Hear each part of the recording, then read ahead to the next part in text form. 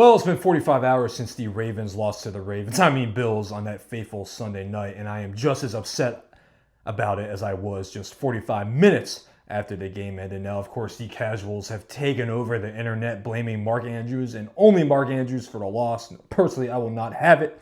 That is a lazy take, and lazy is not what we do here on AP Entertainment. Now, Mark's been a great Raven for 7 years. He'll permanently have an effed up ankle because of coming back too early from that injury last season, so I simply will not have it. Here are my 9 reasons why the Ravens lost this game before the Mark Andrews incident even happened. Number 1, the turnover battle, 3-0. That's the number 1 reason why we lost this game. We went to Cancun early. We were acting like Antarctica Buffalo was Cancun. Lamar holding the ball out like it's a dog treat. Lamar airmailing it, not a receiver to be seen for 20 yards in the picture. Mark Andrews dancing, doing dance moves out in the middle of the field before his fumble. Now, of course, one of those was Mark Andrews' fault, but it was a total team collapse. Number 2, how did we do this again? How did we lose another playoff game because we didn't run the ball? How did James Cook get more carries than Derrick Henry?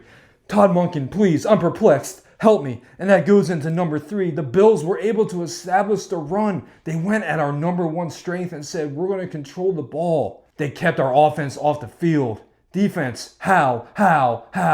Number 4, you can't tell me this team believed they were winning the Super Bowl with how they exited that field with smiles on their faces, dapping guys up. Get the out of here. Number 5, passing on a 2-point conversion after having a 7-play, 80-yard rushing drive for a touchdown. And then we passed on the 2-point conversion.